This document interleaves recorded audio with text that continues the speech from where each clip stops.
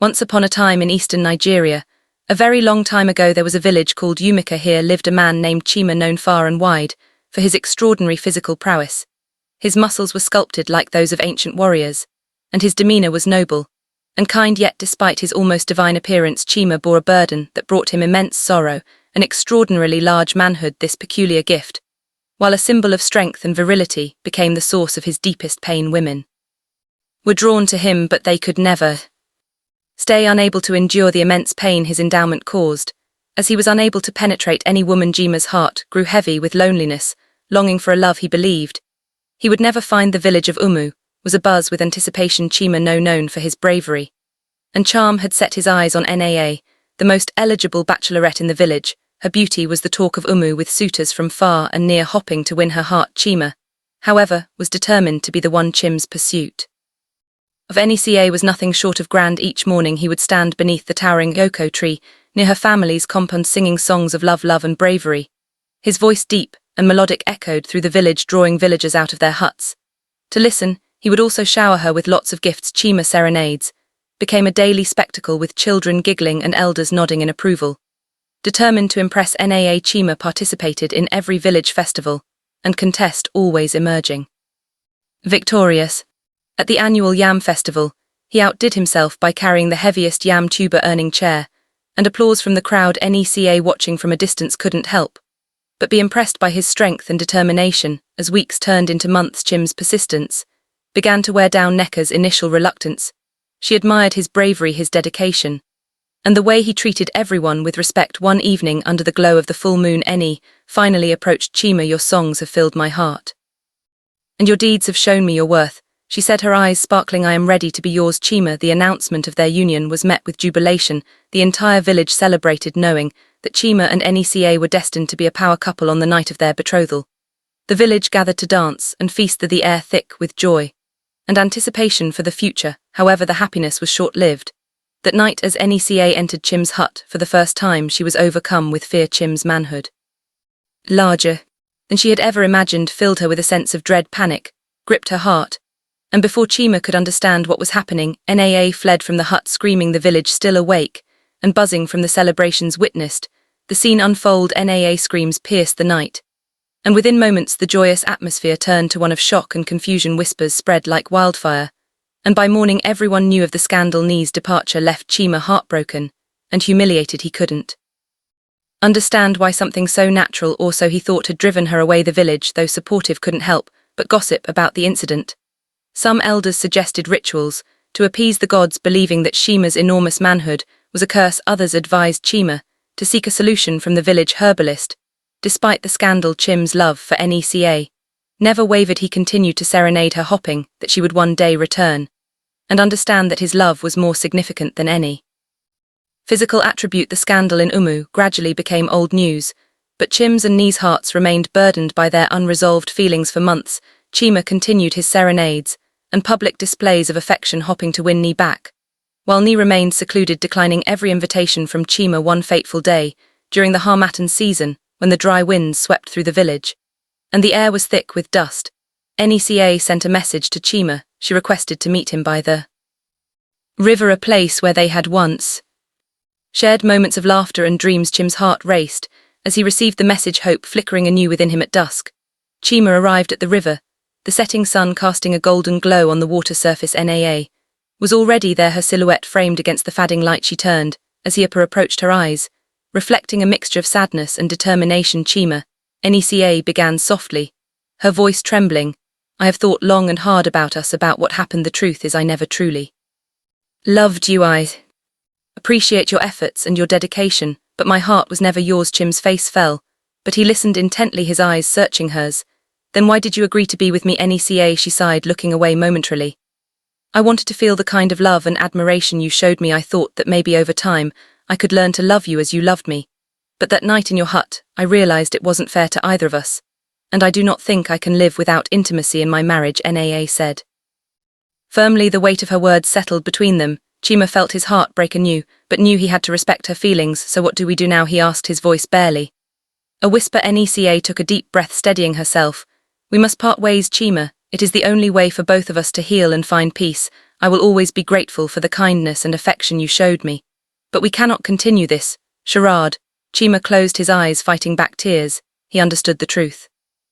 In her words, painful as it was, I will always wish you well, Naa, and I hope you find the love you truly seek, with a final lingering look. Nirka turned and walked away, the wind carrying away her sobs. Chima watched until she disappeared from sight, the ache in his chest growing with each passing moment. In the weeks that followed, Chima threw himself into his work and village duties, trying to distract himself from the pain. Neca too found solace in helping her family and participating in community activities, though their paths no longer crossed. Both found a way to move forward, carrying the lessons of their brief but intense relationship with them. Soon, she caught the attention of a wealthy farmer from a nearby village. He was an older man, already married to 2 wives, but his wealth and influence were well known. Neca accepted his proposal, becoming his 3rd wife. Her new life brought her security and a different kind of respect, though it was far from the passionate love Chima had offered. One fateful season, a calamity struck Umu, the sacred river that flowed through the village, providing water and sustenance, mysteriously dried up. Panic spread as crops began to wither, and thirst threatened the lives of both people and animals. The village elders convened, desperate for a solution. Consulting the village priest, they discovered an old prophecy. A man of unparalleled strength and unique endowment shall restore the river's life. Chima, with his extraordinary attributes, was the obvious choice. His physical endowment, which was considered a curse by the villagers, now seems to be their only hope. Hesitant but resolute in his desire to save his village, Chima approached the sacred riverbed. The prophecy detailed a ritual that required the physical manifestation of strength and virility to revive the waters. Summoning all his courage, Chima performed the ritual. His powerful presence and unique anatomy, channeling the ancient energies needed to restore the river. Miraculously, water began to flow once more, and the village was saved. News of Chim's heroic deed spread like wildfire. People from distant lands flocked to Umu, eager to witness the man who had saved an entire village with his extraordinary gift. The king made him a trusted advisor and gifted him a very big house befitting his new status. As the king right-hand man, tourists brought lavish gifts, hoping to catch a glimpse of the outline of his impressive manhood. Chima's fame and wealth grew exponentially, yet his heart remained burdened by solitude. Despite the admiration and riches, he still could not find a partner who could endure his physicality. He worried he would never have intimacy as long as he lived. Meanwhile, in a distant kingdom called Nari, Princess Amara lived under a terrible curse. An evil witch, envious of Amara's beauty and grace, had cursed her so that no man could ever satisfy or stay with her, except the gods intervened, leaving her isolated and unhappy. Her father, the dying King Obira, was desperate to see his daughter find happiness on his deathbed. He vowed to grant her one final wish. Amara, having heard tales of Char's remarkable endowment, asked her father to summon him, hoping he might be the one who was chosen by the gods to break her curse. The sun had just begun its descent, casting a warm golden glow over the royal palace of Nri. Inside the grand chamber, the scent of medicinal herbs hung in the air, mingling with the faint aroma of incense. King Obira lay on a richly adorned bed, his frail body resting against an array of silk pillows. Despite his illness, his eyes retained their sharpness, and his mind was as keen as ever. The walls of the chamber were adorned with intricate carvings depicting scenes of bravery and wisdom from the history of their people. Amara, his only daughter, entered the room quietly, carrying a tray with a bowl of steaming herbal concoction. Her beauty was undeniable, with eyes that sparkled, chuckled with intelligence, and a smile that could light up the darkest night. She approached her father's bedside with a gentle grace, setting the tray down on a nearby table. Amara, my jewel. King Obira greeted her with a warm smile. You bring light to this old heart of mine. Come sit by me. Amara smiled back and took a seat beside her father, reaching out to hold his hand. Father, you must drink this. The healer says it will strengthen you. The king chuckled softly. The healer's potions taste like the bottom of a neglected well. But if it is your wish, I shall drink it. Amara laughed, her eyes twinkling. Father, you always have a way with words. But this time I believe the healer knows what he's doing. King Obira nodded, taking the bowl and sipping the bitter liquid with a grimace. Our life is like a calabash of palm wine. Some sips are sweet, others bitter. But we must drink it all the same. They shared a moment of comfortable silence, the bond between them palpable. But Amara's smile faded slightly, and her father noticed the change. What troubles you, my daughter? Your heart seems heavy like the rain-laden clouds before a storm. Amara sighed, looking down at her hands. Father, it is about my future. I see my friends getting married and settling down, yet I remain here. I fear I will Forever be alone, as I am unable to find a man chosen by the gods who can satisfy my sexual desires." The king nodded thoughtfully. "A bird does not sing because it has an answer, but because it has a song. Your time will come, Amara. The gods have their plans for you. I know the gods will not sit idly by and watch the wicked plans of the witch succeed," he added. But Father Amara hesitated. "I have heard of a man, a famous man blessed by the gods. They say his name is Chima, and he lives in Umka village. Perhaps he is the one destined for me." King Oba's eyes twinkled and said, "Blessed by the gods, rest. Tell me more about this." "They say he's very strong, wise and kind, and his hands are blessed with the gifts of prosperity. I believe he could be the one to bring happiness to our family." Amma pleaded, a voice full of hope. The king noted his mind, "Already working very well, my beloved daughter. If the gods have indeed blessed this Chima, then it is only right that we seek him out. I will send a messenger to summon him to our palace." Amara's face lit up with gratitude. "Thank you, father. You always know what is best," she added happily. King Obira smiled, his heart warmed by his daughter's joy. "A good parent is like a baobab tree. Its roots run deep, and its shade provides comfort. Go now, and rest easy. We shall see what the gods have in store." With that he called for his trusted messenger, and instructed him to travel to Umu village, and bring Chima to their palace.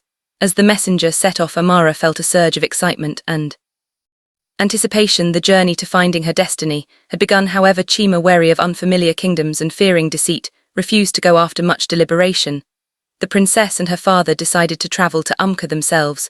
When they arrived, the people of Umu were in awe of the royal entourage, because they came with all manner of beautiful horses, cows, and lots of precious jewelry, which was previously unknown in When Princess Amara set her eyes on Chima, she instantly fell in love. The feeling was obviously mutual, for Chima insisted that Amara and her father stay in his largest and most comfortable hut. They would speak the next day when they were all fully rested, and fed later that night as the sun dipped below the horizon, casting long shadows along the river bank.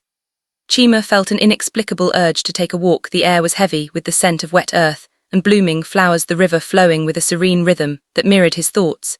He strolled leisurely, his mind drifting with the current, until he noticed something unusual, a figure delicate and ethereal bathing gracefully in the moonlit water. The moon's soft glow caressed her skin, giving her an almost otherworldly luminescence. Chima was transfixed, his breath catching in his throat. He felt drawn to her, as if an invisible thread were pulling him closer. In a daze, he stripped off his clothes, the cool night air prickling his skin, and stepped into the water. It was only when he was waist deep in the river that he realized he hadn't seen her face clearly. The darkness obscured her features, leaving him with a tantalizing silhouette that hinted at extraordinary beauty. He moved closer, the water swirling around them, feeling an electric connection as their bodies met. Her skin was smooth, her touch tender yet insistent. They moved together in a fluid dance, the water amplifying every sensation, every whisper of movement. Chima lost himself in the moment, his senses overwhelmed by the intensity of their union. The river seemed to hold them in an intimate embrace. The world beyond fading into oblivion, their shared passion reached a fevered pitch, every touch, every sigh mingling with the night. Chima felt an ecstasy he had never known as he penetrated her, a deep primal satisfaction that left him breathless and yearning. He felt so relaxed and complete as his manhood was relaxed in her warm embrace. And then, as suddenly as she had appeared, the woman slipped away, disappearing into the darkness like a mirage. Chima called out, his voice echoing off the river banks, but she was gone, leaving only the memory of their encounter. Chima returned to the shore, his body trembling, his mind racing. He dressed slowly, every movement deliberate, as if to anchor himself back to reality. But sleep eluded him that night. He lay on his mat, staring up at the thatched roof, his thoughts consumed by the mysterious woman. Who was she? How had she disappeared so suddenly? The questions gnawed at him, their answers just out of reach. As dawn broke, painting the sky in hues of pink and gold, Chima reached a startling conclusion. This woman, this ethereal being who had satisfied him so deeply, could not be of this world. He must have wandered into the spirit realm, encountering a being of otherworldly grace and passion. It was the only explanation that made sense. No ordinary woman could have touched him so profoundly, leaving an indelible mark on his soul. With this realization, Chima resolved to return to the river bank, hoping to encounter the mysterious spirit once more, to unravel the enigma that now haunted his waking thoughts. The next day, the king of Umu came very early to Chim's home to greet the royal entourage. They exchanged pleasantries, and the meeting promptly ensued. But not before Chima's servants served up a very large feast. While eating, they discussed the purpose of their visit. The sun was high in the sky, casting a brilliant light over Chim's expansive compound in Umu village. The air was filled with the sounds of chatter, and the occasional burst of laughter, as villagers gathered to witness the meeting of two great kings. The compound was beautifully decorated with colourful cloths and garlands of flowers, a testament to Chim's wealth and hospitality. In the centre of the compound, under a large canopy, sat King Obira of Nari, and King Adig of Umu, Amara. Standing close to her father, looked relieved and joyful to see him, appearing much stronger than he had the previous day. Surrounding them were the elders of both villages, seated on comfortable wooden stools, while the rest of the villages, comprising youths, women and children, stood or sat on the ground. Eager to witness the event, King Obira rose to his feet, commanding the attention of everyone present. His voice was strong and clear, a far cry from the weakened state. He had been in Amara, felt a swell of pride and gratitude in her heart as she watched her father. "Greetings, my people of Umu," King Obora began, his voice resonating with authority. "And to you, my esteemed friend and brother King Adig, I extend my deepest respect. It is said that a tree does not make a forest, and today I stand here amongst a great forest of wise and noble souls." The crowd murmured in appreciation, their eyes fixed on King Obira. Chima, he continued, turning his gaze to the young man standing nearby. "Your fame has travelled far and wide. It is said that your wealth is only surpassed by your kindness and hospitality. A man's character, they say, is like smoke. No matter how much you try to hide it, it will always find a way to reveal itself." There were shouts of joy and celebration from the villagers at these words, for they had all experienced Char's generosity firsthand. Regular feasts and acts of kindness had endeared him to the hearts of many. "Today I have come not just as a king, but as a father," King Obira continued, his eyes glistening with emotion. "The gods have blessed me with a daughter, Amara, who stands beside me in her heart. She has heard tales of a man blessed by the gods, a man named Chima. And so we have come to meet you to see if the whispers of the wind speak the truth." King Adig of Umu rose, then his voice booming with pride. "King Obira, my brother, you honour us with your presence. Chima indeed is a man of great virtue. His actions have spoken louder than any praise we could offer." Chima stepped forward, bowing respectfully to both kings. "My kings, it is a great honour to stand before you. Whatever wealth or kindness I possess is but a reflection of the love and support of my people. I am humbled by your words, and by the presence of your daughter Amara." Amara felt her heart flutter as she gazed at Chima. He was tall and strong, with a kindness in his eyes that spoke volumes. She could see why the gods had blessed him. King Obira smiled, his eyes twinkling with approval. "Chima, the plantain does not bear fruit for itself alone. Your generosity has fed many, and your heart has warmed many more. Today we seek to build a bridge between our villages, to unite our strengths, and to foster a bond that will endure for generations." The villagers erupted into cheer, their voices rising in a chorus of celebration. The kings of Nri and Umu, along with their people, were coming together in a momentous union. King Obira had just finished his address, leaving the crowd in a buzz of excitement. It was now Chim's turn to speak. He rose to his feet, his presence commanding respect and admiration from those gathered. "Greetings, my kings and honoured elders." Chima began, his voice strong and clear. "And to all my beloved people of Umu and our esteemed guests from Nari, I extend my heartfelt welcome. Today is a day that the gods have surely blessed, for it is not every day that we are graced by such noble company." The crowd murmured in agreement, their eyes fixed on Chima. "It is said that when the palm tree falls, the squirrel will climb another. But today we stand together as one forest, unbroken and united. The presence of King Obira and his daughter Amara among us is a testament to the strength and unity that binds our communities." Chima began, he turned to King Obira, his expression one of deep respect. "My king, your words honour me greatly. The tales of my wealth and hospitality are but shadows of the truth, for the true wealth of a man lies in the love and support of his people. It is their faith and trust that make me who I am." As the stars twinkled in the night sky over Umu, I found myself restless and in need of solitude. The arrival of Princess Amara and her father had stirred something within me, a mixture of hope and trepidation. To clear my mind, I took a walk along the tranquil river bank, the cool night air providing a soothing backdrop. He continued, as I wandered closer to the water's edge, my attention was suddenly captured by a rising sight. There, bathed in the soft glow of the moonlight, was a woman. Her silhouette was otherworldly, her every movement fluid and captivating. The curve of her hips, the arch of her back, and the gentle sway of her hair as she moved entranced me. Her pitch-black nappy hair was a crown of beauty, framing her face and flowing down her back, soft and full. Even in the darkness, the water glistened on her skin, highlighting every contour of her sensual form. Her dark skin glowing under the moonlight, an overwhelming pull drew Me closer, my breath quickened, my heart pounding in my chest. Who was this enchanting woman? Was she a spirit from the other realm, or a mystical being sent to soothe my restless soul? Chima said, looking perplexed. As he continued his tale, my elders, I cannot lie to you, so please take what I am about to tell you with a grain of salt. Unable to resist, I stripped off my clothes, the cool night air brushing against my bare skin. As I entered the water, my eyes never left her. As I approached, she turned towards me, her eyes meeting mine with an intensity that sent shivers down my spine. Her gaze was both inviting and mysterious, her lips parting slightly in a knowing smile. We moved towards each other, the water rippling around us, creating an intimate cocoon. The moment our bodies touched, I felt a jolt of electricity course through me. Her skin was soft and warm, her curves fitting perfectly against my muscular frame. My hands roamed her body, tracing the lines of her hips and the dip of her waist, each touch igniting a fire. Within me, our connection was primal and raw, a dance of passion under the cloak of night. We moved together with an unspoken understanding, our bodies merging as one, her breasts soft and full pressed against my chest, as she clung to me in desperate pleasure. The taste of her saliva on my tongue was intoxicating, sweet and warm, adding to the intensity of our union. My thoughts became a blur of sensations and emotions. I was lost in her, every part of me consumed by the intensity of our union. Water swirled around us, the sounds of the night fading into the background. My mind grappled with the surreal nature of the encounter. This woman, so ethereal and perfect, seemed to know exactly how to touch me, how to fulfill my deepest desires. I wondered if I had crossed into the spirit realm, for no ordinary woman could bring me such ecstasy. My usual doubts and fears vanished, replaced by a profound sense of completion.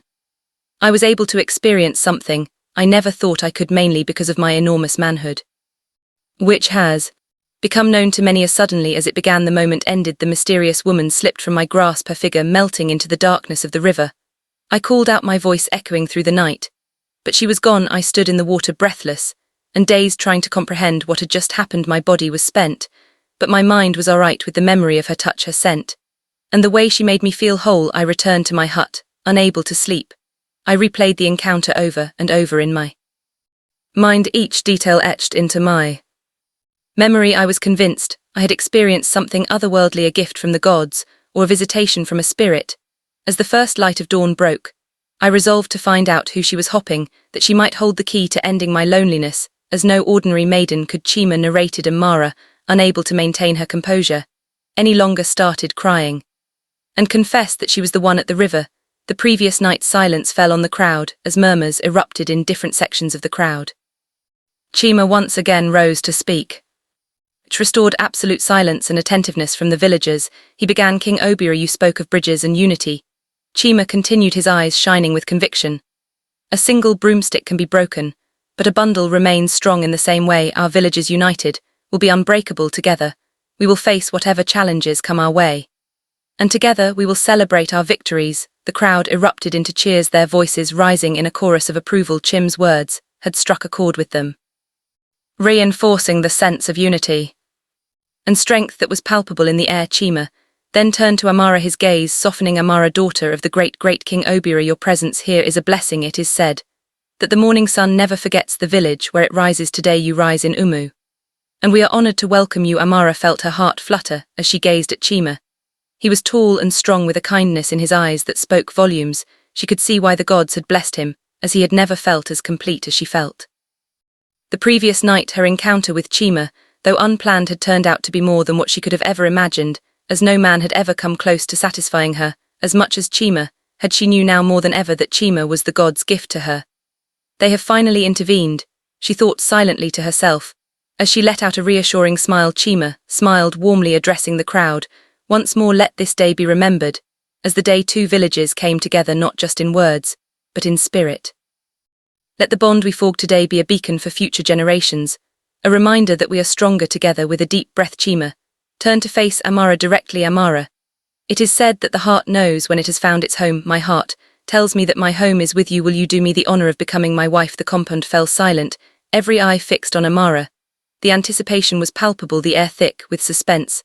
Amara smiled, her eyes shining with emotion. Yes, Chima, I will, she replied softly. The silence was broken by an eruption of joy. The villagers cheered, their voices rising in a deafening chorus of celebration. Women, elated children jumped and clapped, and the men pounded their walking sticks on the ground in rhythmic approval. The sound was a symphony of happiness echoing through the compound. And beyond the elders nodded in approval, their faces breaking into wide smiles. King Obira and King Adig exchanged satisfied glances, their hearts swelling with pride and joy. This union was a testament to the strength and unity of their villages. Chima and Amara stood together, basking in the outpouring of love and support. The knowledge that their union had brought such joy to their people filled them with a sense of purpose and fulfillment. As the celebration continued, feasts were prepared, and traditional songs and dances filled the air. The villagers now more than ever felt a deep connection to one another, their bonds strengthened by this joyous occasion. Amara and Chima moved through the crowd, receiving blessings and congratulations from everyone. The elders imparted wisdom, the women offered words of encouragement, and the children looked up at them with admiration and wonder. The marriage feasting lasted a whole week, and during that time the couple were basically attached at the hip. On the 7th day of feasting, it was revealed that Amara was pregnant, and Chima was made the crown prince and heir apparent of Ray. In the following decades, Amara gave birth to 19 children. They all lived happily, their love story becoming a legend that inspired many, as they were no longer the cursed couple, but the couple blessed and favored by the gods. They became each other's ultimate salvation.